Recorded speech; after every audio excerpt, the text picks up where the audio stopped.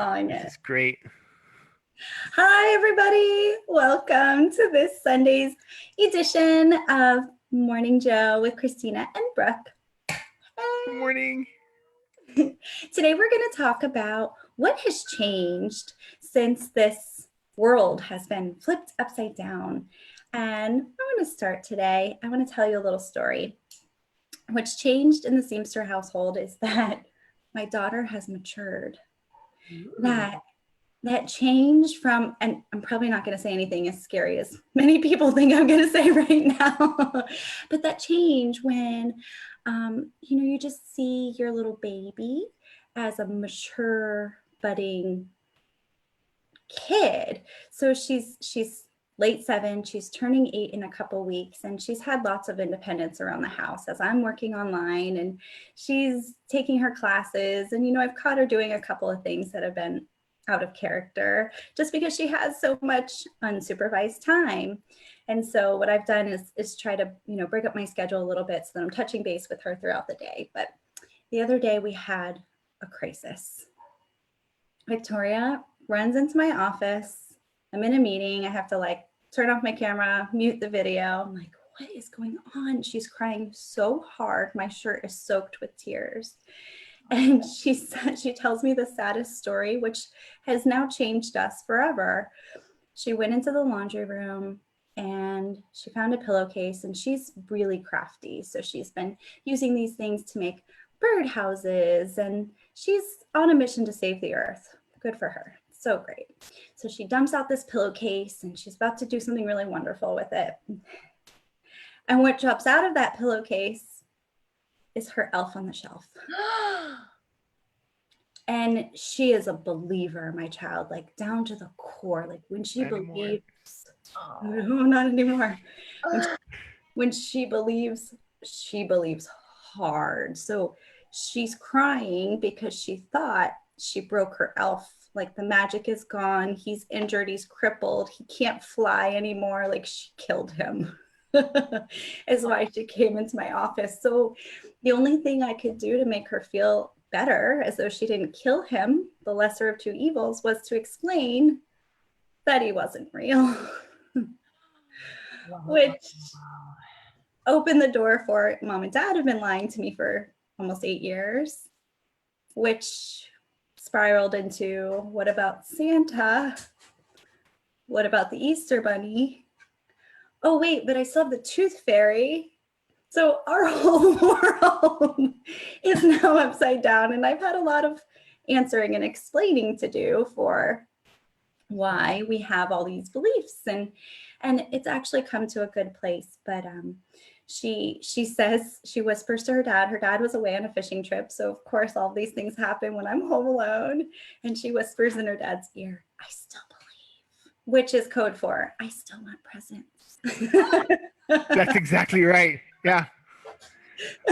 Whatever I gotta tell you to keep that train coming every Christmas. I want it. Yeah. I believe in all of the gods. Judaism, Yes. Catholicism, Buddhism, whatever has presents. 8 days, 1 day. Bring them my way. I believe in it all. So I'm curious to hear if this is happening in other households. Are your children learning things from being at home that they wouldn't otherwise have learned in having this extra freedom and space and independence? And that's where we are. That's my reality today. It's one of the. Oh, go ahead, Brooke. I don't want to cut you off. No, you can go. Well, it's actually one of the things, Christina, that I was thinking about throughout the week, knowing that we were going to talk about this broad topic, but not really diving too much into it, is kind of, I'm wondering how much of what we are seeing, both you and I, and just us, collectively, our community, the things that we're picking up at home, how much of it is that, man, our kids, our spouses, they're really going through this time of growth, this time of development, versus we're just more mindful of it now. We have an opportunity to see it, right? We're with them more. We're spending more face time with them. Because I know that's one of the things that my brain just kept going to throughout the week. Our large topic was just what's changed. And my mind just kept going back to, I hope the answer is that we have changed, right? I think that's kind of what we've been circling around in these conversations with on Sunday mornings is the idea that because of this crazy situation we've been in, that we've had to start looking for help maybe more often and outside of the things that we normally would more often now. I think we've kind of collectively become more introspective and reprioritizing our lives and taking a look at, I know what I was like before. I can't be like I was before. Do I want to be who I was before moving forward? Or is this going to like prove to be a moment of change? Or is this going to be like an impetus for change? And the idea of the things that in life, when I'm limited, when I'm kind of painted into a little bit of a corner, what are the things that really matter? And Yeah. am I happy with that? Do I want that to be the things that matter now that I am spending more time at home and we're doing silly things like puzzles, which we've never done before, and spending more time with the family? Man, once we're able to reopen, like I know here in South Florida, we're going to start reopening now and on Monday, tomorrow. Are we just going to jump right back into trying to get back to where we were a couple of months ago, or are we going to allow what we've learned? Are we going to allow like these things that we've started, these areas that we've started growing in, are we going to allow that to become a part of who we are moving forward? Mhm. That's huge. That And kind of make any sense? yeah, the one thing that I really, I mean, I liked everything that you said, but the one thing that really landed for me was the reflection piece. We have so much time to think right now and reflect. Where before we were go, go, go, go, go, go, go. What's next? What's next? What's next? So yeah, just I mean, the goal, obviously I'm coming from the goal setting, but that's really important. But we do have to stop and think and reflect. How did it go? What are we doing? What can we do differently? What's missing? All that. And I agree with you. I think that there's a lot of thinking going on. Absolutely. And it causes a shift in your value system, which is not easy because then you get into, okay, am I not being true to myself? I used to believe this and act and think this way. And now my values have shifted. Sure. And what does that mean for who I am? Is it okay to change my value system? Absolutely. I mean, your core values are your core values, right? And it's funny because I just did a core value analysis a couple of weeks ago on myself. And then your values are endless, right? Right. So there's so much more than just values, right? Like everything comes back to your core values, right? But there's like virtue, there's interest, blah, blah, blah. So yeah, I mean, if you're not changing and evolving, then you're just stuck in the past. And I think it's hard thinking of like our pre COVID-19 lives. I think it's hard to think back and consider the hecticness, kind of like the hurried pace of life, and to make time specifically to do that, like to make time to mark, hey, where am I different now than I was a month ago or 6 months ago or a year ago? Like when you're just living, when you're just surviving, when you're just moving from one thing to the other, from work to soccer back home and dinner, and you got to make time for your spouse if you have, like, whatever that is, whatever those things are that you're hurriedly moving one from to the other. It's hard to sit down and consider, like, man, am I evolving? Where am I seeing like my, I say that I want to be this virtuous person, or I say that honesty is something that matters, or that love or friendship, or both receiving and giving those things. Am I doing a good job of receiving and giving those? It's hard Right. to even think about that stuff when you're in the craziness of life. And I think that maybe this has provided an opportunity for us to figure out how we can make time for that moving forward, right? That maybe that's one of the things that's changed. Like, hey, so yeah, we're going back to work tomorrow in some capacity. The barber shop's opening tomorrow. Publix is going back to normal hours, all those kinds of things. But these cool positive things that we've tried to take away over these last couple of weeks, those don't have to go away. Mhm. We can incorporate that into our everyday life, our weekly, our week to week routines and rhythms, or whatever the case might be. Absolutely. And it's funny. It was my best friend's birthday yesterday, and we spoke, and she's like, I feel so loved. I had this person reach out. I have Wow. this Zoom call. I have this cake, this edible arrangements, this and this. And she's like, I had the best birthday ever on lockdown. So Aw. yeah, so it is that time for people to reflect, but also to think about like what's important and Right. friendships, relationships, giving more of yourself to others and being there. And investing in yourself too. For the first time in years, I've worked out 8 days in a row.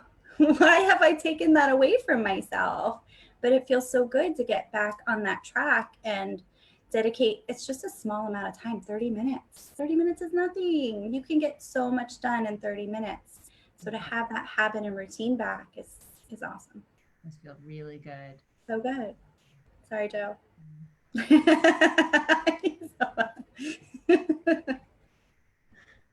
My It- heart it is- joyously goes out for it you is having worked out 8 days in a row. It is thanks to you, the competition that we have going on. That's exactly the catalyst I needed. Thank you, Joe. I I need do to what I can with the little the Lord gave me. Aw. I'm gonna throw a wrench here for a second. So me and my boyfriend went to a restaurant last night and felt, of course I was nervous going there, but I said, you know what? It's been 2 months since I've put on real clothes, put on makeup, put on shoes. I want to do something where it's like the risk reward type thing. Mhm. So we went out for a nice dinner and it was perfect. We were 6 feet apart from anyone that would be there. It was 25% capacity. All of the waiters were wearing masks. All of the menus were disposable. They were paper menus, so they throw it out afterwards. Wow. And those reserved signs. So they have that on places where you can't sit. It says reserved for social distancing. Oh. Yeah, it's really Wow. cool. Really cool. But I can't even tell you, we appreciated it so much. We were out for an hour Yeah. and had delicious steak dinner and totally would have taken something like that for granted beforehand. Just that feeling of it's like, we're out. Yeah. So And so, wouldn't that be a great thing? Like if this experience we've had the last couple of months, if nothing else, if that was just one of the takeaways that impacted us forever moving forward, like man, what's changed? My level of appreciation for the smallest things forever. Right? Right. That I will always be able to walk into whatever it is that I'm walking into and being like, man, I know to some capacity what's like to go without that for a while, Right. even though in the grand scheme of things we're still incredibly lucky and privileged and all that kind of stuff. But I, Yeah. I have a sense of what it's like to go without all of that. Man, I'm so thankful, so appreciative, right? And it does change the dynamic of our outlook just on life and how we feel walking around from moment to moment when we have that level of gratitude. the book Don't Sweat the Small Stuff? We can write a new book saying enjoy the small stuff. Love the small stuff, appreciate the small stuff, Oh, live in the moments between the small stuff. Yeah. Yeah, exactly. what a Christina, wonderful. okay, we're writing that book that we're talking about. All right, guys, I'm gonna log off. Now you guys are gonna start talking about book writing. This is great. See you guys. So classic. That's how it happens. Oh, I start a new initiative and Joe's like, and then we reel him back in. It's okay. Bye, bye, Joe. We'll call you later. Well, this was fun. Lots of fun as always. I love sharing my stories with you. And I hope all of you in Facebook land have taken a moment to stop and think about your value system. And maybe they've shifted and maybe it's for the better. Maybe you want to keep it. Maybe I'm wrong about all of this. Tell us in the comments. We'd love to hear from you. And Brooke, we had a special listener of the week last week with a special prize. Yes, Miss Raquel Ortega. And she got the 2 hand sanitizers and the stress ball. So she should be getting it any day. So I can't wait for her to let us know, send us a picture so we can show you guys the grand prize. Also, I just want to share with you that a good friend of mine, therapist, Luna, she has been making these lava bracelets and she's just been doing it for fun. But she's gotten such good feedback that she's now going to sell them and give 30% of the profit to coronavirus something. I'll share it next week. So I'm going to ask her maybe if we can buy some and give that to our listeners next week. It's really cool. What a wonderful That would idea. be cool. Yeah. That's fantastic. Another cool thing, while we're talking about great things happening this week, we have an educational leaders brunch happening at Fusion through Zoom on Thursday morning at 10 a.m. Dr. Rizzo, so excited to hear him speak. His talk is phenomenal. We're going to be talking about the outliers in the virtual setting. So who hasn't this worked for? This isn't for everybody.